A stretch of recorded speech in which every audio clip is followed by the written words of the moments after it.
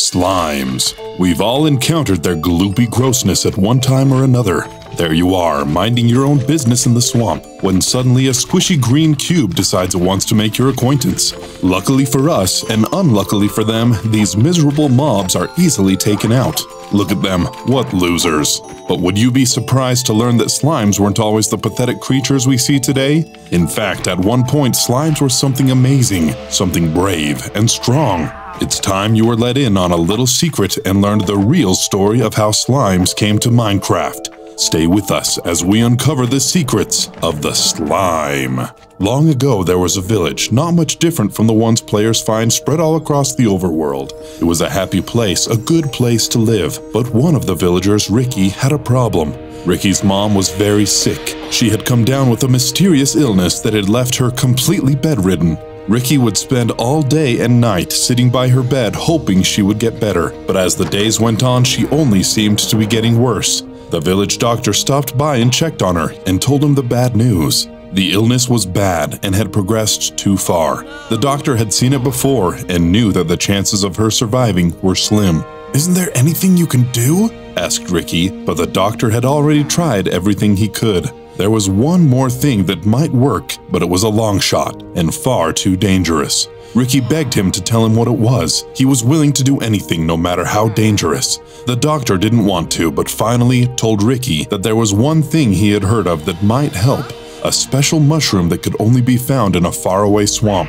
Ricky didn't even hesitate. He told the doctor he'd immediately go find one of these special mushrooms. Meanwhile, in the village, another man, Charlie, was up to his favorite activity, chasing chickens around the village. Charlie was having fun, laughing and running around, scaring the chickens as part of a little game he had made up for himself that only he seemed to know the rules for. Charlie wasn't very popular, though. Villagers would watch and mock him as he ran around. Others would yell at him or tell him he was stupid for always running around like a fool. Charlie was about to catch one when he saw Ricky come out of his house. Ricky was one of the few villagers who wasn't mean to Charlie, so Charlie ran over to him as soon as he saw him. Charlie asked Ricky what he was up to, and Ricky told him that he was about to go on a trip. "A trip?" Charlie exclaimed. He wanted to come along too. Ricky told him that it would be too dangerous, that he was traveling to a distant swamp on a serious mission. Charlie insisted that he go though. "Okay, Charlie, you can come." Charlie was very excited to be invited along, and who knows, maybe he'd even prove helpful. Ricky and Charlie made their way out of the village and began their adventure. They crossed through many biomes, traveling through the forest, across savannas, and even over mountains. As Ricky pressed on, he'd often have to shake his head. No matter where they went, Charlie was the exact same, chasing animals, punching trees, just Charlie being Charlie. When he'd complain about how long or hard the journey was, Ricky would have to remind him that he wanted to come along. Finally, though, they saw it, the edge of a giant swamp. They had made it. Now all they had to do was find that special mushroom and they could start back home.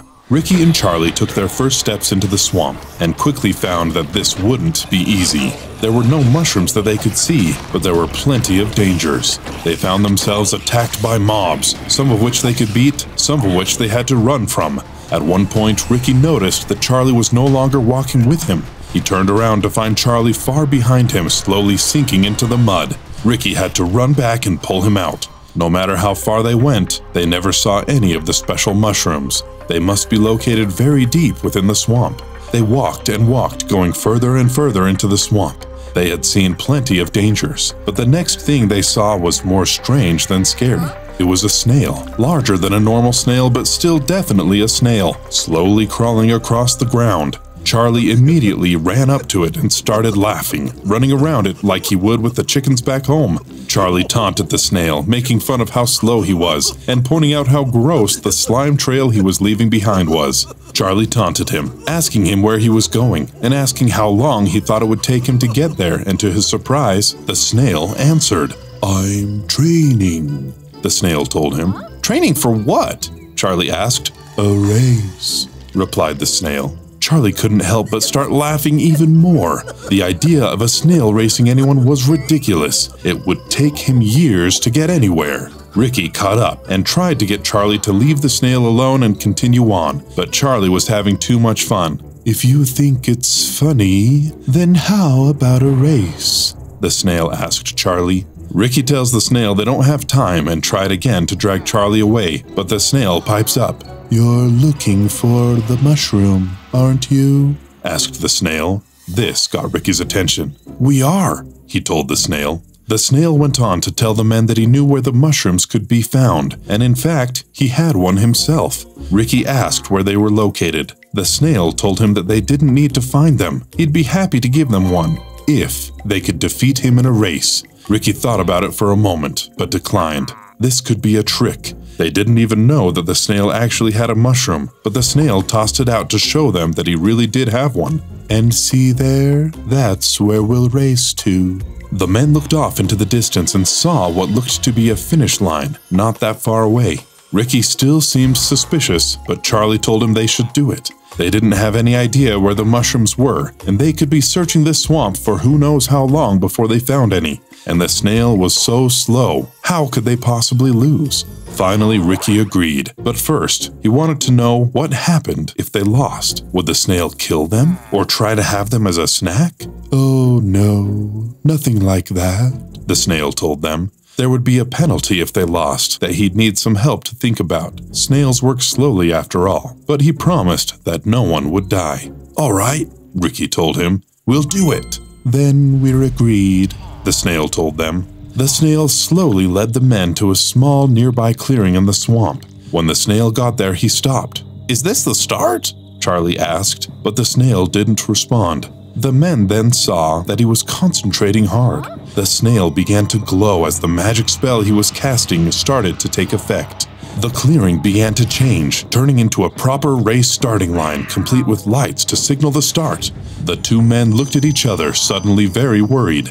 They may have bitten off more than they could chew if this was actually a magical snail. When he was done, the snail took his place at the starting line and the men lined up next to him. The lights counted down and turned green. "Away we go," the snail said. But before the men could start running towards the agreed-upon point in the distance, something else happened. The snail appeared to cast another spell. A room appeared, surrounding the men and the snail, creating two closed-in lanes, one for the men and one for the snail, with a wall of glass in between so they could still see each other. But while the snail's lane was completely clear, an empty straight path into the distance, the men's side was blocked by a wall with a single door in it. "You idiot, Charlie!" Ricky yelled. He should have known better than to let himself get tricked like this. Charlie tried to stay positive, though, and ran towards the door. Ricky looked around and saw that they were closed in on all sides. Through the glass wall, he could see the snail slowly making his way down the track. The room in front of them doesn't look like the swamp, but some other biome entirely, one neither of them had ever seen before. The room in front of them contained a series of low walls that stood between them and the wall on the other side, where another door waited. Through the glass wall, they watched as the snail caught up and went past them, steadily moving forward. "Let's go!" Charlie called, and ran towards the first wall, ready to jump over it. "Wait!" Ricky called, and reached out and grabbed Charlie just before he could jump over. They peeked over the wall and saw that there was a pit on the other side. If they had jumped over the wall, they might have fallen right into the pit. The snail kept making his way forward, though, so the men went with their only option and jumped over the pit. They got to the next wall and saw that it was the same as the first, but this time there was an even wider pit on the other side. The men cleared that one too, and the pit behind the next wall was even wider. When they reached the fourth, they saw it was the widest yet. Charlie was nervous. He had barely made it over the last one and didn't think he could make it across this widest one. "I'll go first," Ricky said, and got ready to jump, but Charlie stopped him. Charlie breathed in deep, took a small running start, and leapt across the pit, barely clearing the other side. But when he landed, the block beneath him crumbled. He barely hopped to the next one in time. The pit was even wider now, and to make things worse, both men turned to watch through the glass as the snail cleared the first room. They didn't have any more time to waste. It was Ricky's turn now. He jumped and soared through the air, his foot touched down on the other side. He had made it, but then he lost his balance and started to fall backwards. But then he felt something grab him. It was Charlie. He had caught him just in time and then pulled him to safety. Both men were exhausted, but they didn't have any time to rest. They had to keep up with that snail, and they both went through the door to the next room. The two stepped into the next room and saw what appeared to be a space in a completely different dimension. While the last room was a swamp, the one they stood in now was full of gigantic flowers. The good news was that there didn't appear to be any obvious obstacles in this new room. The bad news was that the snail was already most of the way across the room on his side. Charlie and Ricky stepped forward cautiously, taking one step at a time and looking around for something to happen before taking the next steps. But there's nothing to be afraid of. Just an empty room full of giant flowers. Maybe it's some kind of place to rest, asks Charlie. The two continue stepping forward and begin to pick up their pace. Yeah, it's definitely just a nice flowery room, Charlie continued. If we had more time, it would be nice to sit down and take He doesn't get to finish his thought since he was suddenly attacked from behind. It was one of the flowers. They weren't flowers at all though, at least not like any they had seen. This flower could walk and, more importantly, fight. Ricky ran over to help fight back against the flower, and together they were able to quickly defeat it. If that's all that they had to deal with in this room, then it wouldn't be too tough. But then, two more flowery mobs rushed them. The pair defeated the foes, but they were quickly followed by three more. Soon, the whole room of flowers was coming towards them. The flower mobs weren't that strong and would go down quickly, but there was always another to take its fallen friend's place. To make matters worse, while they were stuck fighting flower after flower, the snail had progressed on to the next room. "Charlie, over there!" Ricky pointed to the spawner that seemed to be the source of the mobs. As long as it was active, they'd never be able to get past the flowers and out of this room. The two turned their attention on the spawner and focused on destroying it. Once it was gone, the flower mobs finally stopped respawning, allowing them to progress to the next room. The next room was the strangest one yet. It was completely empty and completely typical looking, except for the strange tiles on the floor, each of which had a random letter on it. It must be some kind of puzzle, but there isn't too much time to figure it out. The snail is already halfway to the next room. Ricky steps onto the first tile, an S. Nothing happens. When he steps onto the next one, though, he has to quickly jump back when it disappears, creating a hole that leads down to a pit of lava below. It looks like they are going to have to figure out the right tiles to step on. "How are we ever going to figure this out?" asks Ricky, but Charlie has an idea. Charlie spots some dirt, which he uses to build a small tower, giving him a view of the whole floor. It's just like the word search games he used to play as a kid. He just needs to figure out the letters that connect to form a word or phrase that might make sense. Right away, he sees something that might work and tells Ricky which letters to step on. S-N-A-I-L-S. That's it! Snails! Ricky is making his way across the tiles. They're doing it. A-R-E. Snails are what? T-H-E. Charlie looks around. What is the next word? Snails are the what? What about G-R-E? Ricky keeps following Charlie's commands. A-T-E-S and T. Snails are the greatest! Ricky makes it to the other side of the room, and Charlie soon follows. The two enter the next room feeling exhausted. What could possibly be next? They see that this room has a series of barricades spread across it, and at the other end on the wall is a closed eye. Neither knows what the closed eye could mean, but it doesn't take them long to figure out, because when they take a step forward, the eye opens up and shoots a beam of fire at them. Ricky and Charlie scramble to get behind a barrier and avoid being hit by the beam. Once they are hidden behind barriers and out of the view of the eye, it finally stops shooting and closes its lid once again. The two wait, but nothing happens. The eye stays closed, but the moment one of them steps out from behind the barrier, it opens and fires again. They have to get past this eye, and they can't waste too much time since they can see the snail making its way down its empty track. Ricky and Charlie discuss what to do, and it seems like they have a small window during the time it takes for the eye to open before it starts firing at them. They have no choice. They have to risk it. They both run for the next barrier, reaching it just before it can hit them with its beam. The same for the next barrier. The one after is further away, and the beam is shot right at them. The two men split up, each going to a different barrier. They then take turns signaling each other to move, using each other as a distraction to finally reach the end of the room and get underneath the eye where it can no longer see them. They've done it. They defeated the eye by working together and can pass through the next door. Surely they must be nearing the end. They enter the next room and see that the snail is almost already at the end of his section. They run forward and spot a chest in the middle of the room. They can also see that the door at the end appears sealed by a magical power. Charlie runs towards the chest, but Ricky stops him. It could be a trap, or it could be a key to open the door. But they don't have time to argue because they hear something behind them and turn around to see someone approaching them. It's a Baroness. Ricky tells Charlie to run, but Charlie ignores him and heads for the chest. He grabs a pair of weapons inside and runs to Ricky to give him one. Looks like they're going to have to fight their way out of this one. The Baroness is tough. She swings her powerful staff at them and blasts them with projectiles. They dodge her attacks as much as possible, though it's impossible to avoid all of them, and she lands heavy blows on both of them. What are we gonna do? Asks Ricky. It's just like the last room, Charlie tells him. They have to take turns, each landing their attacks when the Baroness is distracted by the other. They split up, and one attacks while the other runs behind. When the Baroness tries to attack one, the other gets some hits in from behind, and then they repeat. By working together, they're finally able to take the Baroness down. You know, you've been a big help in here, Ricky tells Charlie.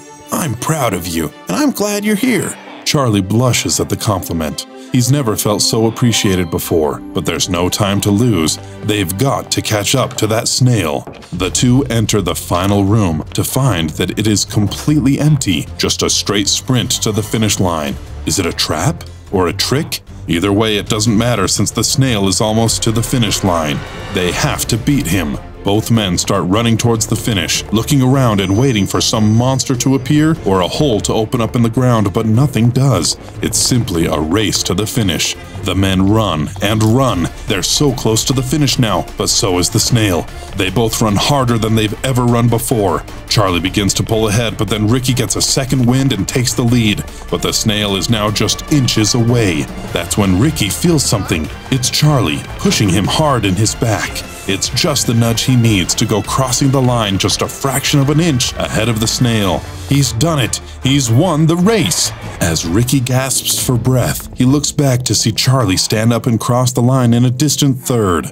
As the two stand panting at the finish line, the snail approaches them and congratulates Ricky on winning the race. He tosses the special mushroom at him and tells him to go on and take his prize. He's earned it fair and square. The snail then turns his attention to the loser of the race. The snail tells Ricky to leave, that as the winner of the race, he's free to go. But Ricky refuses to leave his friend Charlie's side. The snail insists, but Ricky won't budge. If he tries to mess with Charlie, he's going to be in a world of hurt. But the snail isn't having it. With a flash, he transports Ricky away, leaving Charlie alone with the snail. He grows angry and grows in size as well. Charlie is terrified. What is the snail going to do to him? What will be his punishment for losing the race? The snail tells him that the penalty is simple. Since Charlie made fun of his slime trail, he's now going to become a slime trail. Ricky finds himself back outside at the start of the racetrack, but he's not going to leave his friend behind. He can see some kind of powerful magic happening at the finish line, but he doesn't let it scare him.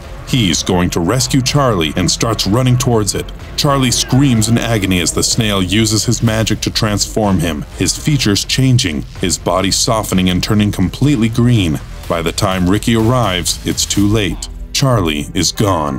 The snail is gone. All that's left behind is a single slime. Ricky has never seen a creature like this before and is about to attack it when he hears Charlie's voice pleading with him to stop. Ricky soon realizes that this was the snail's punishment, that Charlie has been turned into a slime. Ricky tells Charlie that it doesn't matter that he's a slime now, that he should come back to the village with him and that he can live with him until they find a cure. But Charlie refuses. There's no way he can be turned back. The snail said so himself, and that he doesn't want anyone from the village to see him like this. He tells Ricky he only has one request: to tell everyone that he died getting the mushroom. Back in the village, Ricky tells his story to a group of eager listeners. They can hardly believe the tale of the racing snail, of the rooms full of traps, challenges, and monsters, of the epic final race. They are impressed by the fact that Ricky was able to return back to the village, but most of all, they are impressed by how brave Charlie was. He's the real hero of the story, the brave adventurer who sacrificed himself in the name of his quest, and thanks to his valiant efforts, Ricky's mom is now completely cured. After finishing the story, Ricky hears something outside of his house. He opens the door to find a pile of mushrooms on his doorstep. These will save many villagers' lives, and even though he'll never stick around to receive the thanks he deserves, Ricky knows that these are a gift from his friend, Charlie. As time went on, other people would wander into the swamp and be tricked by the snail, and they too would end up becoming slimes. Soon, there were many of the green blobs wandering the world, and while for a time they would remember who they were, over time they would forget, leading to the mindless slimes we know today. The end.